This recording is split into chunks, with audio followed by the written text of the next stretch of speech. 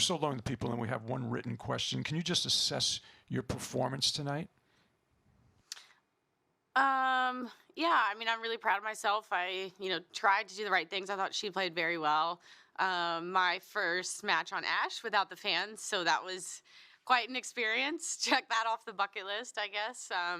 I've played there before with a packed stadium, and it was very, very different. But, overall, really good week for me and a lot of positives.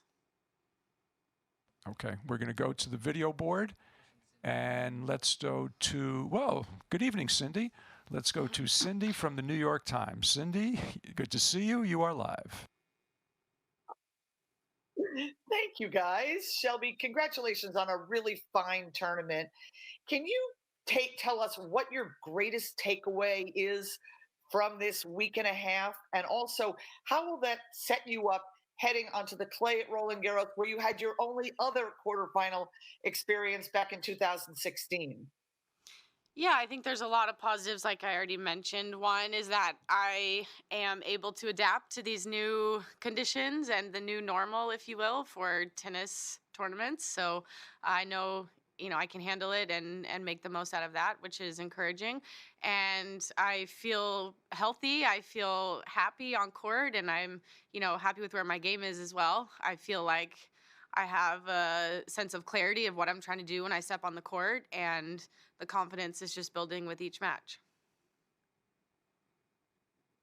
And what about the transition to the red clay? And second to that, can you talk a little bit about, the protocol at the U.S. Open was so stringent, and now they're talking about allowing fans and maybe not so much social distancing and things that we're not used to when you get to Paris. Yeah, I'm definitely excited about the red clay. It's, the hard courts are a little tougher on the body for sure, but it'll be nice to go back and, train on the clay, get ready to go over there to Paris, where, as everyone knows, I've had a lot of good memories. So it'll be special to go back there and be in the main draw. Earlier this year, I wasn't even going to make it in French Open main draw. So that's very exciting. On the flip side, I think it'll be really weird to have fans, maybe a little standoffish from the players, not used to being around people. And we've been, scolded, if you will, all week if we're doing the wrong thing. So it'll just be, again, another adjustment, something else to adapt to. Continue on the video board. Let's go to Richard from usopen.org. Congrats on your run in New York, Shelby. I was wondering if you could just talk a little bit about what makes Naomi such a special competitor. She seems to be able to just generate this kind of free and easy power. If you could talk about that a little bit. Yeah, definitely easy power for sure. It comes very natural to her, and she's a very strong girl. But I think she served pretty well tonight. In the first set, I think I did a little better with her second serve, taking those opportunities, because when you get that, it's a big one, and you got to take advantage of it if you can. So the placement there got away from me in the second, but. She played pretty flawless. She didn't make many unforced errors, and of course, I can always do things better and force them to make errors, things like that. But overall, she's playing very well, and I think she can go a couple more if she wants. Thank you. Let's continue on the video board. Let's go to Howard from Associated Press. Howard, you are live. Hi, Shelby. You've had quite a bit of success against Naomi in the past. It had been a few years since you two had played each other. I'm just wondering if it's possible to compare the player on the other side of the net from you tonight to the one you had played those 3 earlier times. And is there anything that was significantly different about the way she played tonight as opposed to what it felt like against her in the past?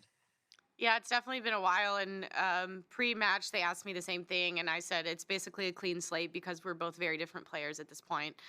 It's apples to oranges. It's basically irrelevant at this point. We've both come a long way and matured a lot, and gained a lot of experience. So it was basically a first meeting in my eyes, and she's more confident in who she is and what her game is and how to play. So I think a lot is different. Thank you, Howard. Continue on the video board. Let's go to Arthur from usopen.org. Arthur, you are live. Hey, Shelby, congrats on a nice run. With this being your second major quarterfinal, I'm just wondering how would you compare where your game is at right now as compared to in 2016 and when you were up in the top 50 at that time? Yeah, as I mentioned before, just a little more clarity stepping on the court with what I want to do. And in different situations, bigger points, I feel a little more clear about, what the plan is and the strategy and different plays I want to do. And I think physically and, my fitness is in a really good place. My health is in a really good place. So probably the fittest and healthiest I've been since that run to Roland Garros. So, um, I'm just happy to be back competing. I know it sounds cliche, but it's been great being back here and out on the courts, and a little quicker court this year at the U.S. Open was a nice surprise, and just looking forward to the clay now. Got to get prepared. And I have one more if I can. Naomi's coach had suggested, I think it was yesterday, that her physical level is on another level from the rest of the tour, maybe aside from Serena. Do you agree with that after tonight and having played Serena recently also and some other top 20 players this week? I think she's in great shape. I think she's very quick. I think she's very powerful. And I think a lot of the other girls are too. Thank you. Let's continue on the video board. Let's go to Bill from Inside Tennis. Bill, you are live. So great, Shelby, to see you having great performances. Congrats. Kind of a complicated question, but now Naomi plays your friend Jennifer. Briefly, just break that down and help us out. Who do you think wins that one? And then part two is the winner from that could go against Serena, who you just beat. How would that go? Just help us out there. Man, if I knew those answers, I'd be I'd be doing a different job, I think. But I think it's going to be a very competitive semis and finals, and I think everybody has just as good of a chance as winning as any given day. Anybody can win. I think everybody's playing really, really good tennis right now, and it's going to be fun to watch. This will be the second time though that Jen Brady's going to have to get some revenge for me. So obviously, I'll be cheering a little bit for my friend and for the American to keep going. She's had an incredible run as well, and it's great to see. But in Lexington, I was one short of playing her as well. So she got it done there, so hopefully she can do it here. Forehand-wise, who has the better forehand, Jen, Naomi, Serena?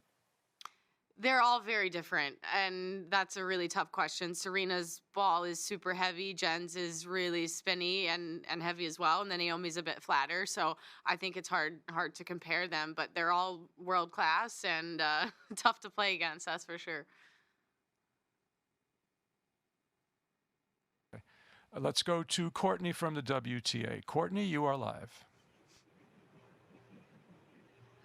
Hey, Shelby, congratulations on a great run. Can you just talk about what the challenges will be in terms of the transition over to clay for you? Is it something similar to kind of like Miami, Charleston, back-to-back, that sort of thing? Or is this notably different for whatever reason? Yeah, that's actually a good comparison. I think, the quick transition for me is always easier going from hard to clay. So I'm not too worried about it, but it's definitely a challenge going from one slam to another so quickly. I mean, I guess from French to Wimbledon, maybe, but it's not quite as fast. So it'll be just another challenge for 2020, I guess, but I'm excited. And physically, you're coming out of this event feeling good, body-wise, everything's great? Yeah, I feel pretty good. I mean, normal sore wear and tear from playing this sport that the body was not meant to play, but really happy with how I feel after 3.5 weeks in the bubble. So I can take a little encouragement from that as well. And for our final question, Cindy from the Times has a follow-up. Cindy, you are live.